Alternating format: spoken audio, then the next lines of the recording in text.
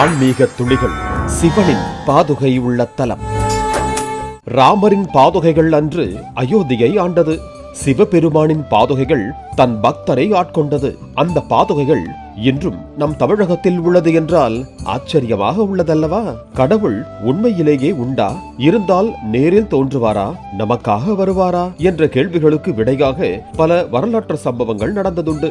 ஆம், கடவுள் உண்டு. உண்மையான பக்தி இருந்தால் அவர் தோன்றுவார், நமக்காக வருவார் என்பதற்கு ஆதாரங்களும் உண்டு. அப்படி சிவபெருமான் வந்து போனதற்கு அடையாளமாக அவர் விட்டு சென்ற பாதுகைகளை இன்னும் பத்திரமாக பாதுகாத்து வரும் அற்புதமான தலம்தான் திருவெண்ணைநல்லூர் கிருபாபுரீஸ்வரர் திருக்கோவில்.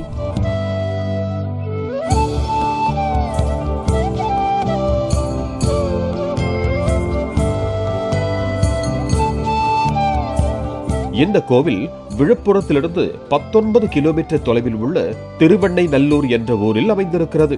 இங்குதான் சிவபெருமான் வயதான முதியவர் வேடத்தில் வந்து சுந்தரரை அவர் திருமணத்தை தடுத்து ஆட்கொண்டார். பித்தனே என்று தன்னை திட்டியவரை ஆட்கொண்டு தன் நண்பராக்கிக் கொண்டார்.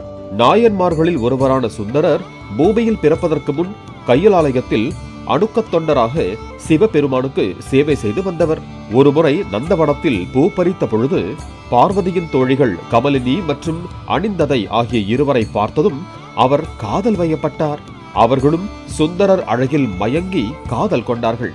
இதையறிந்த இறைவன் மூவரையும் பூலோகத்தில் மனிதர்களாக பிறந்து இல்லற வாழ்க்கையை வாழ்ந்து திரும்ப கைலாயம் வர பணிந்தார். அதை கேட்டு மனம் வருந்திய சுந்தரர் தன் மனித பிறவியில் இறைவனே வந்து தன்னை தடுத்தாட்கொள்ள வேண்டும் என்று கேட்டுக்கொண்டார். இறைவனும் அதற்கு சம்மதித்தார். சுந்தரமூர்த்தி நாயனார் திருமுனைப்பாடி நாட்டில் உள்ள திருநாவலூர் என்னும் ஊரில் சடையனார் இசைஞானியார் என்ற தம்பதியருக்கு மகனாக பிறந்தார். இவரது இயற்பெயர் நம்பியாரூரன் என்பதாகும். பின்னாளில் இவருடைய அழகை கண்டு சிவபெருமானே சுந்தரர் என்று அழைத்ததால் அந்த பெயரை இவருக்கு நிலைத்து விட்டது. சுந்தரர் மணப்பருவம் அடைந்த போது அவருக்கு புத்தூரில் உள்ள சடங்கவை சிவாச்சாரியாரின் மகளை திருமணம் செய்ய ஏற்பாடு நடைபெற்றது. ஆனால் திருமண நாளன்று கைலாயத்தில் சுந்தரர் கேட்டுக்கொண்டபடி அவரை தடுத்தாட்கொள்ள சிவபெருமான் ஒரு முதியவர் வேடத்தில் அங்கு வந்தார். சுந்தரருடைய பாட்டனார் எழுதி கொடுத்ததாக சொல்லி ஓர் ஓலையை காட்டினார். அந்த ஓலையில் எழுதி கொடுத்துள்ளபடி சுந்தரரும் அவர் வழித்தோன்றல்களும் தனக்கு அடிமை என்றார். அருமறை நாவல் ஆதிசைவன் ஆருரன் செய்கை பெருமுடி வெண்ணை நல்லூர் பித்தருக்கு யானும் என்பால் வருமுறை மரபு உளோரும் வழித்தொண்டு செய்ததற்கு ஓலை இருமையால் எழுது நேர்ந்தேன், இதற்கு இவைதான், இதற்கு இவை என் எழுத்து என்று அந்த ஓலையில் எழுதியிருந்தது.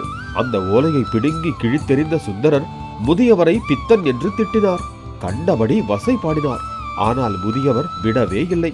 அந்த ஓலை படி ஓலை, மூல ஓலை என்னிடத்தில் பத்திரமாக உள்ளது.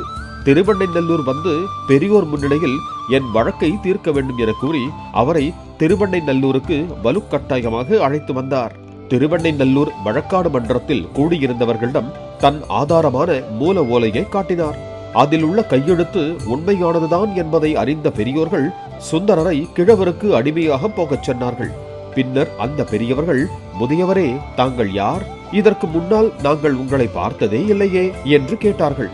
நான் இந்த ஊரைச் சேர்ந்தவன்தான், நீங்கள் யாவரும் நன்கு அறிந்தவன்தான் என்று கூறி சுந்தரரையும் மற்றவர்களையும் அழைத்துக் கொண்டு திருவெண்ணைநல்லூர் கோவிலுக்கு வந்தார்.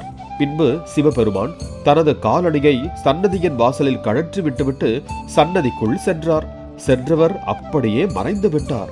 அப்பொழுதுதான் சுந்தரருக்கு சிவபெருமான் தன்னை தடுத்தாட்கொண்டது புரிந்தது. இறைவனிடம் மன்னிப்பு கேட்டு மனமுருகி நின்றார். சிவபெருமான் அன்னை பார்வதி தேவியோடு நம்பி ஆரூராருக்கு தரிசனம் அளித்து, சுந்தரா, நம்மை செந்தமிழால் அர்ச்சித்து பதிகம் பாடுக என்று கூறி அருளினார். எப்படி பாடுவது என்று சுந்தரர் கேட்க, என்னை பித்தா என்று திட்டினாயே, அதையே முதலாக கொண்டு பாடு என்று கூற, சுந்தரரும் பித்தா பிறைசூடி பெருமானே அருளாளா என்ற புகழ்பெற்ற பாடலை பாடினார்.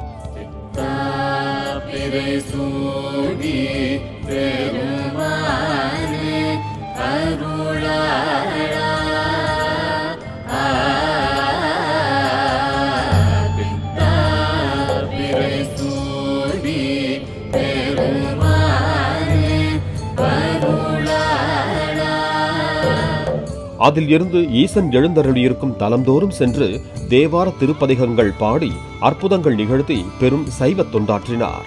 அப்படி சுந்தரரை ஆட்கொள்ள நேரிலே வந்து மறைந்தவர் சிவபெருமான். அவர் அன்று திருவெண்ணைநல்லூர் கோவில் வாயிலில் கழற்றிவிட்டு சென்ற அவரது செருப்புகளை இறைவன் வந்து போனதற்கு சான்றாக இன்னும் அக்கோவில்களில் பாதுகாக்கப்பட்டு வருகின்றன. இந்த கோவிலில் உள்ள மூலவர் கிருபாபுரீஸ்வரர் என்றும் தடுத்தாட்கொண்ட நாதர் என்றும் அழைக்கப்படுகிறார். இறைவி மங்களாம்பிகை என போற்றப்படுகிறார்.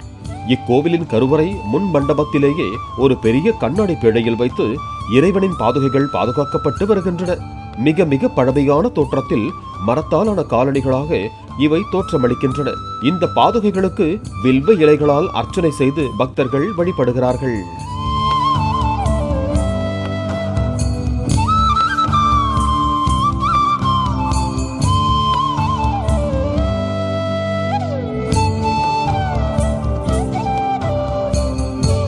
சுந்தரரின் வரலாறு நடந்த காலம் 7 அல்லது 8ஆம் நூற்றாண்டாக கணிக்கப்படுகிறது. கிட்டத்தட்ட 1300 ஆண்டுகளாக இந்த காலணிகளை பாதுகாத்து வருகிறார்கள். பரம்பொருளான சிவபெருமான் அணிந்த பாதுகைகள் இவை என்று எண்ணும் போது நம் உடலெல்லாம் நம்மை அறியாமல் சிலிர்க்கின்றன. திருவெண்ணைநல்லூர் கிருபாபுரீஸ்வரர் கோவிலில் சுந்தரருக்கு பார்வதி சமேதராக சிவபெருமான் ரிஷப வாகனத்தில் தோன்றியருடைய அமைப்பு காட்சிப்படுத்தப்பட்டிருக்கிறது. இதையெல்லாம் காணும் போதும் இவையெல்லாம் உண்மை என்று உணரும் பொழுதும் இறைவன் நமக்காகவும் வருவார் என்கிற எண்ணம் உருவாவது திண்ணம்.